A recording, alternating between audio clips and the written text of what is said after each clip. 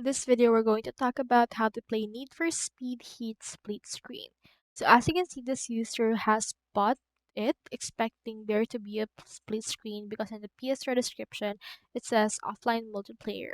However, they can't see the option for this game. So what you can do is, as you can see, the split screen option has already disappeared years ago from most video games. This is because some games have updated graphics and big play times, and this particular upgrade has caused the devices to not keep up, so it won't be able to run it simultaneously on split screen.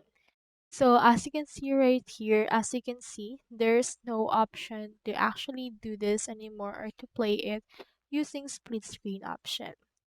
So that's all there is today, and I hope this video actually helped you out with everything you need.